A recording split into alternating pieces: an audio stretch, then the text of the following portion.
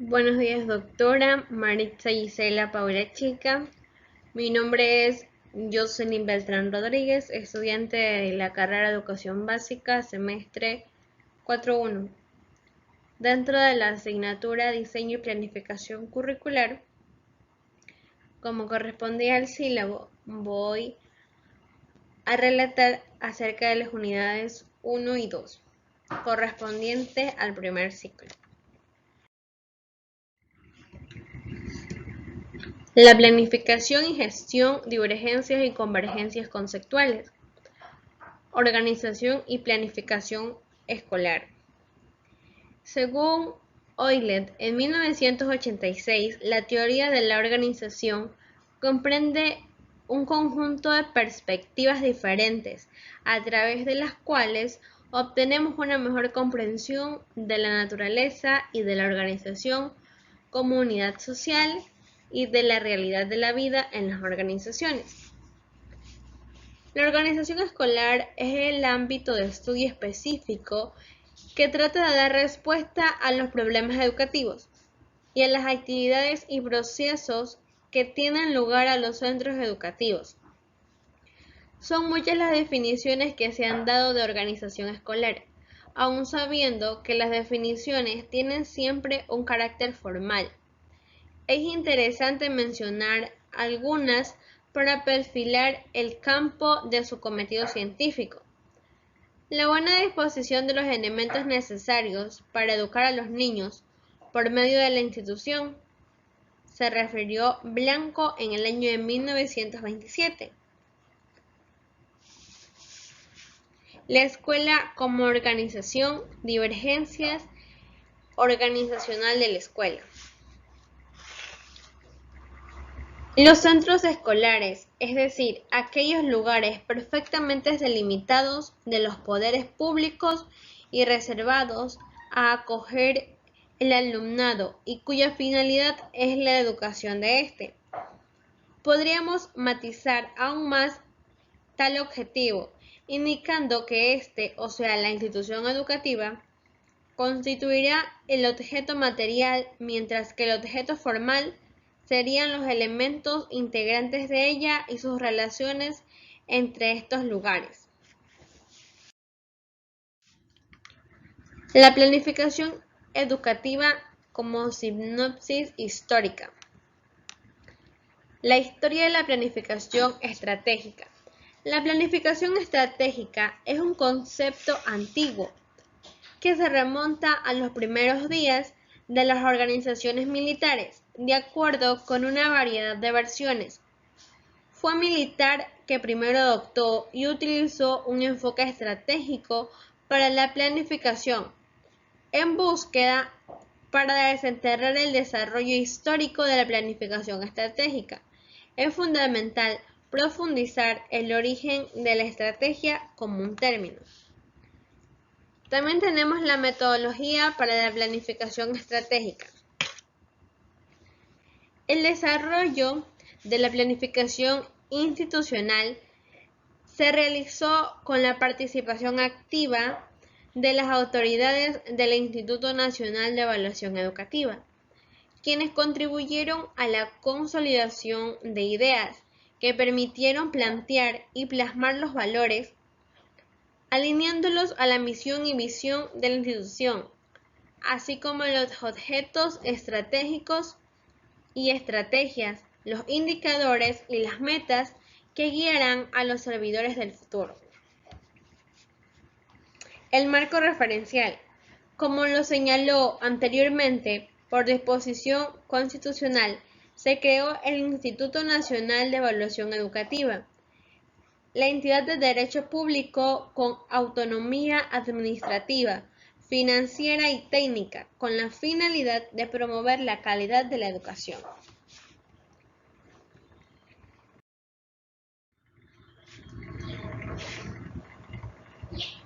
El Plan Nacional de Desarrollo en el año 2017 y 2021, Toda una vida, se establece como 3 ejes pragmáticos y 9 objetivos nacionales de desarrollo, sobre la base de la sustentabilidad ambiental y el desarrollo territorial.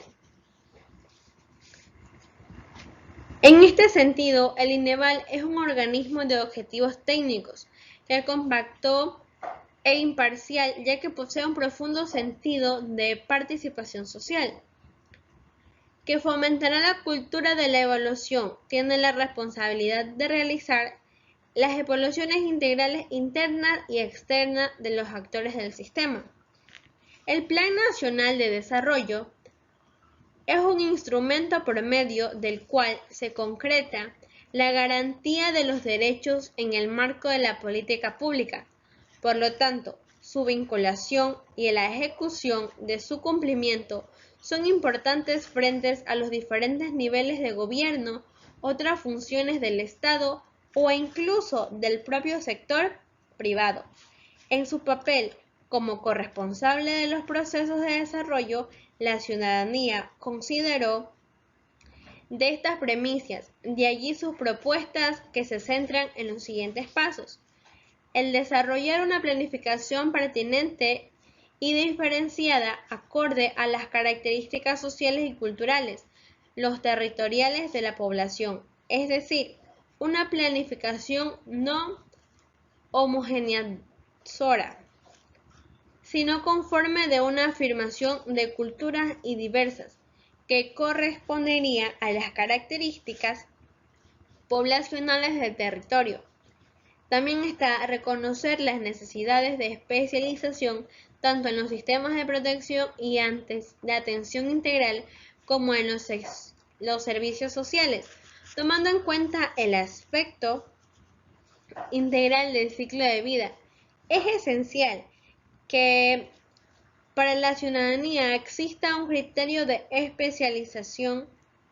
En consecuencia, se debe considerar cada una de las etapas del ciclo de la vida, los momentos de transición entre etapas que caracterizan a las propias poblaciones, donde dentro de este plan de desarrollo existen tres ejes. El primero es derecho para todos durante toda una vida, el cual se divide en tres: garantizar una vida digna con iguales oportunidades para todas las personas. El segundo es afirmar la interculturalidad y la plurinacionalidad, revalorizando las identidades. El tercero es garantizar los derechos de la naturaleza para los actuales y futuras generaciones. El segundo eje tiene como título Economía al servicio de la sociedad, los cuales comprenden consolidar la sustentabilidad en los sistemas económicos, sociales y solidarios y enfrentar la dolarización. El siguiente es impulsar la productividad y competitividad del crecimiento económico y sostenible de manera redistributiva y solidaria. Desarrollar las capacidades productivas del punto y para lograr una soberanía alimenticia de buen vivir.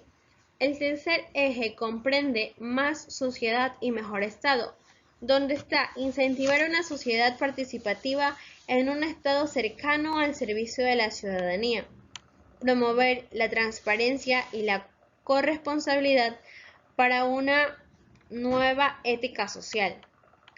Y por último, tenemos garantizar la soberanía de la paz y la posición estratégica del país y del mundo.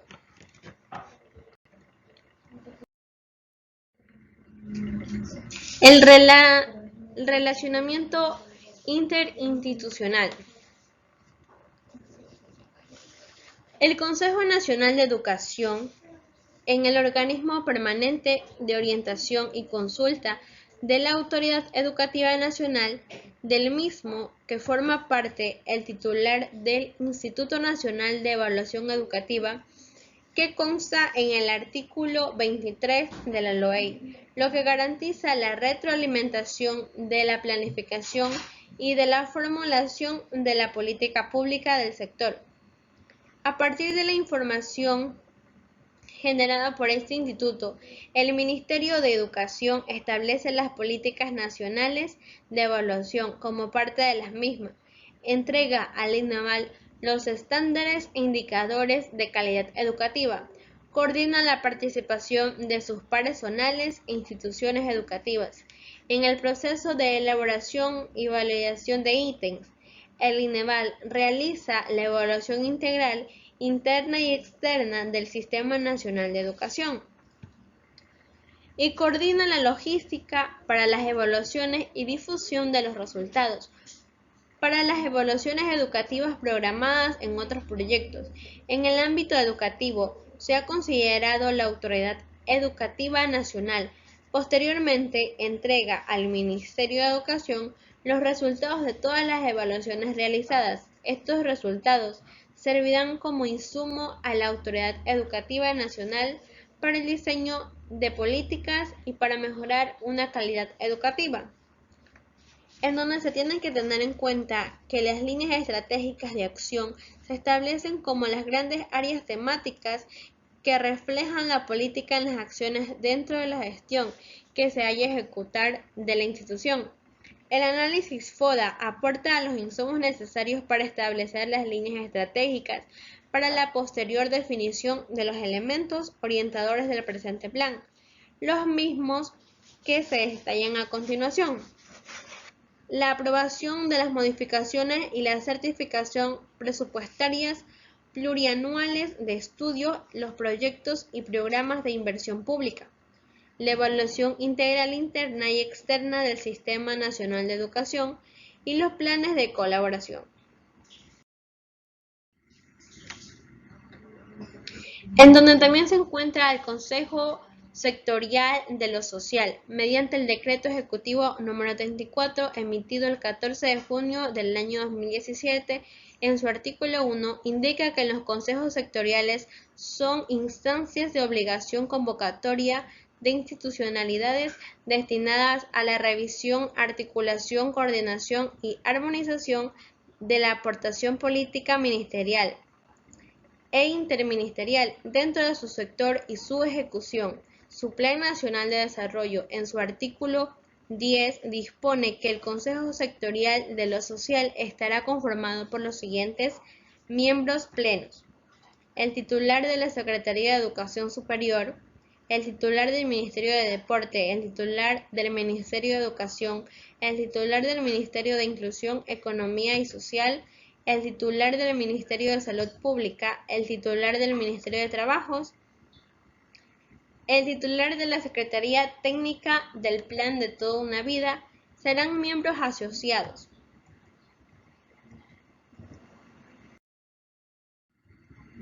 En la unidad 1, como centro educativo, como comunidad educativa. Dentro del sílabo se encuentran 4 subtemas, de los cuales está el encuadre de diagnóstico. El 1.2 es la organización escolar como cultura empírica de la escuela, donde se desglosa la escuela como hecho cultural y la escuela como realidad empírica. El 1.3 es la genealogía de la escuela y cambios experimentados en su organización. El 1.4 son las organizaciones y la cultura material de la escuela, en donde encontraremos los espacios, tiempos, orden y disciplina, los agentes y programas curriculares y los contextos sociofamiliares. El 1.2 nos habla de la organización escolar y la cultura empírica de la escuela. Este concepto de cultura escolar ha de incluir además la consideración de los actores que componen el cuerpo profesional, que asuma las anteriores normas y prácticas.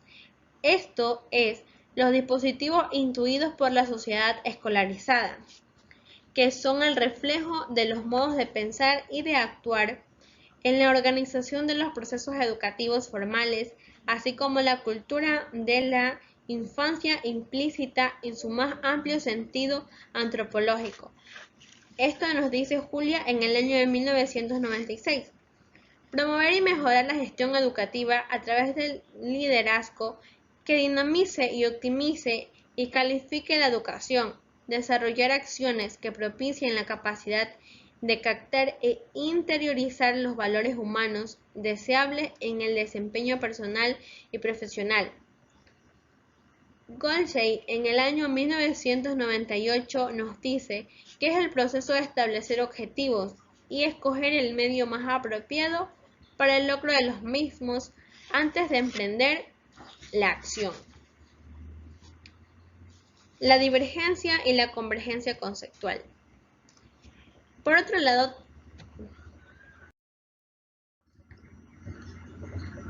tenemos la organización escolar adquiere una mayor utilidad y sentido cuando nos movemos en realidades complejas, donde la necesidad de orientación es importante, dada una supuesta mayor dispersión de intereses individuales. La escuela como hecho cultural. Según esta definición, se entenderá por cultura escolar el conjunto de normas que definen saberes de enseñar y conductas a inculcar, así como una serie correlativa de prácticas construidas en el seno de las instituciones educativas. La escuela ha sido a este aspecto un lugar de producción y cultura, y no solo un aparato replicador de la cultura exterior de ella, que no obstante también condicionó la estructuración de las reglas internas de su fundamento. Recuérdese que incluso los teóricos de la reproducción ya previeron una esfera de autonomía relativa e implícita en las instituciones de educación formal.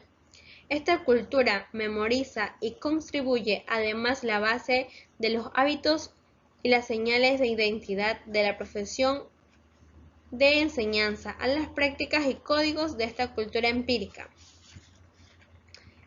Y la escuela como realidad empírica nos dicen que está constituida por prácticas y enseñanzas que se han inventado. Es un ejercicio de su profesión que se ha llegado a configurar la memoria corporativa del oficio docente, en donde las clases de nuestro tiempo se podrán detectar las prácticas y los dominios emergentes que son la expresión y la persistencia de invariables históricos de la cultura escolar e innovadores de la época.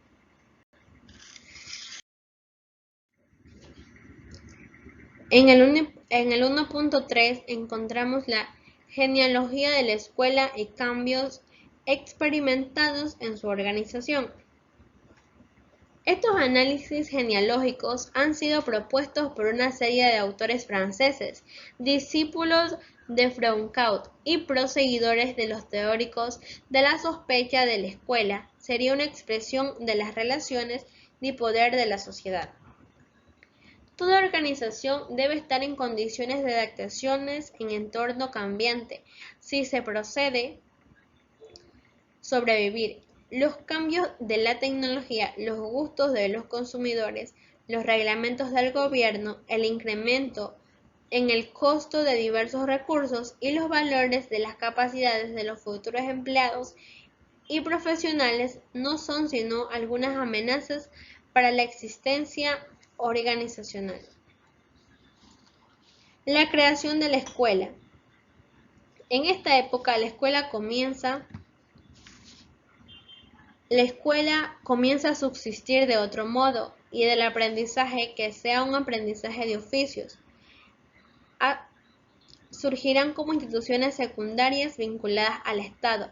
Respecto a la creación de las escuelas, habría que decir que significa que los niños van a ser separados de la convivencia ordinaria con los adultos por un cierto tiempo y serán recluidos en una institución, serán pues separados de la sociedad. Surge pronto, ya que se veía adecuado que los niños de distintas edades estuviesen juntos. Se internó y discutieron los individuos dentro de las aulas de clases de 200 a 300 personas. Se dividían en grupos de 10 y que había una decurión, diferenciándose en estos grupos entre romanos y cartagineses. Más tarde se trató de organizar por filas y columnas y ordenar según la capacidad intelectual para que cada profesor pudiera hallarlos en cualquier momento. Estas tácticas disciplinarias no solo se utilizaron en la escuela, sino que fueron compartidas por muchas instituciones. En el 1.4 hablaremos sobre la organización y la cultura material de la escuela. Las organizaciones son sistemas abiertos que poseen una existencia física, concreta, con una dinámica particular, con tareas y funciones, tendientes a lograr determinados objetivos, que presentan una manera de entender al poder y las relaciones interpersonales, las luchas viscerales y los valores normas de su acatamiento. Las organizaciones son un componente dominante de la sociedad contemporánea. Los grandes cambios de la sociedad en la historia se basan en las organizaciones y las sociedades contemporáneas están viviendo los procesos de cambios que parecen conducir hacia una regeneración sociocultural de patrones organizados, que parecían pertenecientes a sí mismos. La construcción y deconstrucción de las organizaciones pasan a través del tiempo, como lo manifiesta y lo critica sus diversas épocas históricas, que en la humanidad ha buscado la sustentación de su desarrollo científico, tecnológico y artístico para un proceso económico y sociocultural de la sociedad.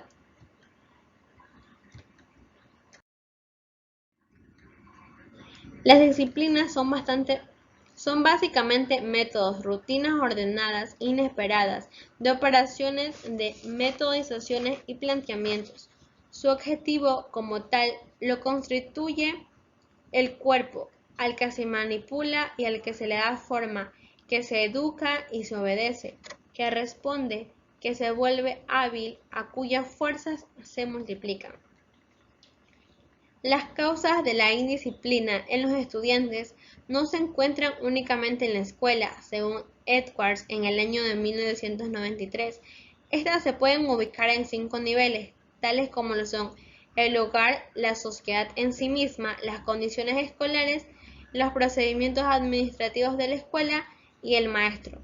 Algunas tendencias en el devenir histórico referente a las nociones curriculares en el campo del diseño curricular parten de las opiniones dadas por Díaz en el año de 1993 sobre un surgimiento de campo.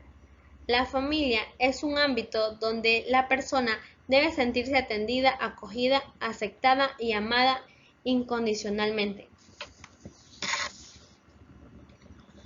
La familia, además de ser un transmisor de herencia genética y un representante en primer contexto social donde el niño y la niña se desenvuelven.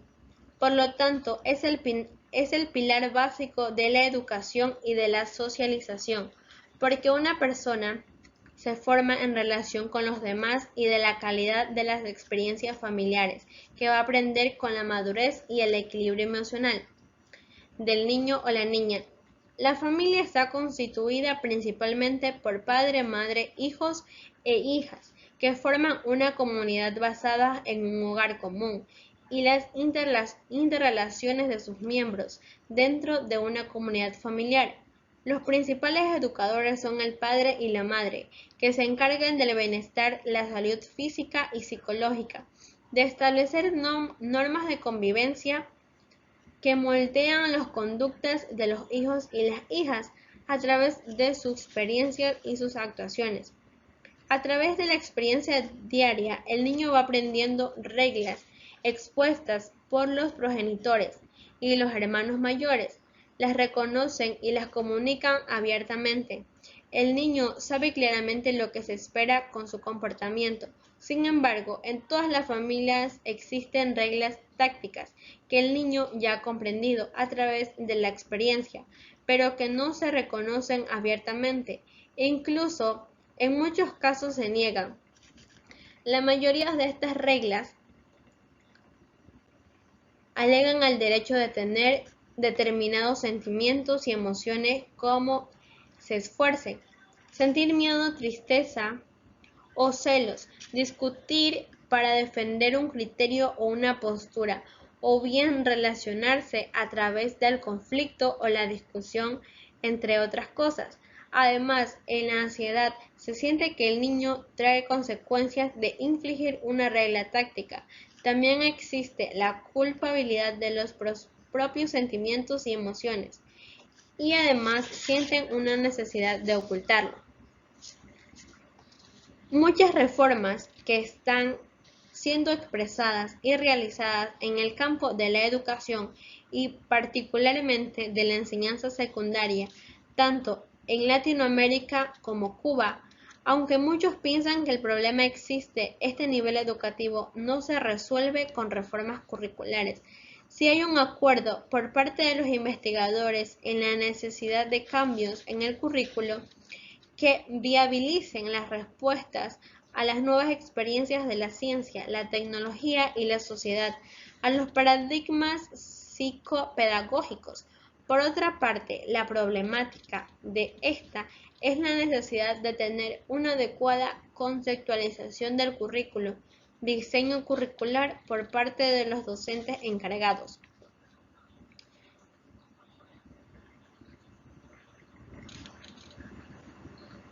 Y materializar los cambios en prácticas de ellos. En una última instancia, los que posibilitan las aspiraciones tales como cambios que se hagan realidad. Por ello es que en este artículo se ofrecen algunos aspectos teóricos sobre el currículum en particular y el diseño curricular, destacando en sí la importancia de la práctica de diseño particularizando el área. ¿Es necesaria la realización de un diseño curricular? La respuesta es afirmativa, ya que la dirección es el proceso de enseñanza-aprendizaje que tiene que ser llevada de manera científica y esta no puede ser improvisada bajo ningún concepto que se ha planteado por más de una ocasión. A los programas no pueden dominar al docente, sino es quien debe adecuarlo a las condiciones concretas del aula donde se desarrolle su práctica educativa. La unidad número 2 como la contribución de la organización escolar como campo de conocimiento, en donde tenemos el punto 2.1 que se centra en el concepto de organización escolar, origen y evolución, en donde sus subtemas son las organizaciones educativas, las bases teóricas para el análisis de las organizaciones escolares y la metáfora como herramienta para comprender la complejidad de las organizaciones escolares. La organización escolar es el término de organización que hace referencia a las normas y procedimientos administrativos del sistema de control, ya que esto es necesario para el funcionamiento que se denomina escuela, como la disciplina académica, cuyo objetivo de estudio son las escuelas. La organización escolar cumple un papel fundamental dentro del ámbito educativo.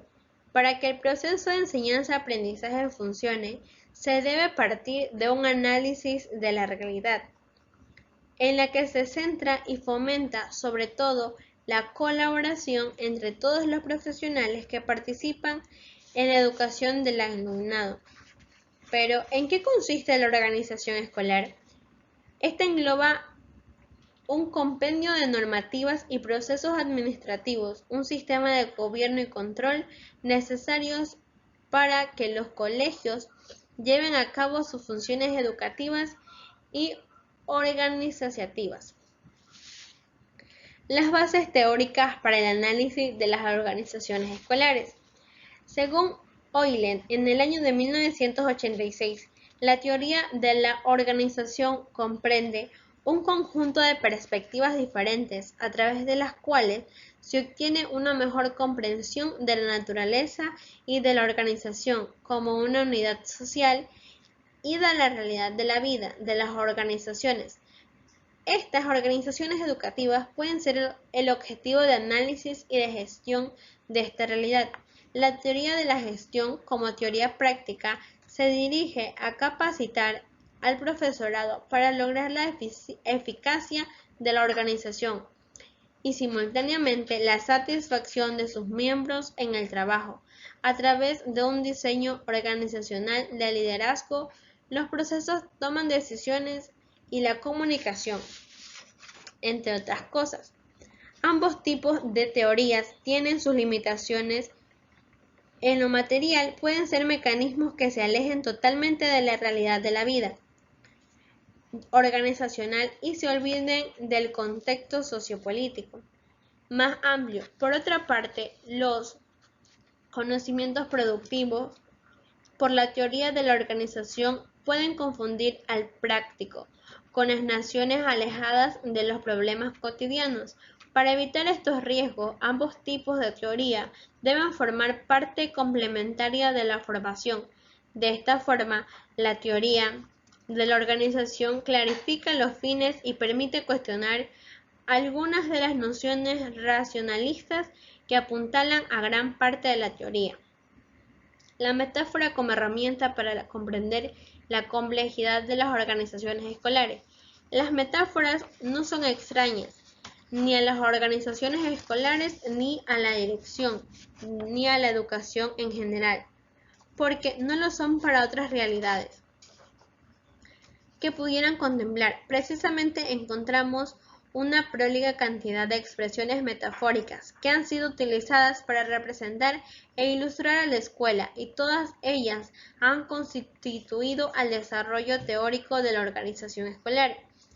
Un asunto y no obstante, que no está carente de controversia, como veremos. Las metáforas confieren una estructura de un significado a la realidad, incidiendo a las representaciones internas y a la visión de la imagen de la persona. Tiene un mundo. La metáfora no es una sección dentro del discurso, sino una forma, parte del mismo, como lo pueden formar otras formas lingüísticas enunciativas, aunque tienen sus propias particularidades, que la hace especialmente interesante para el caso concreto de las organizaciones educativas y dirección escolar. Sin hacer demasiado esfuerzo, podemos comprobar la presencia continua de expresiones metafóricas en el discurso educativo, según Ángulo Rasco Contreras y Domingo Pérez Gómez en el año 2000. Muchas gracias.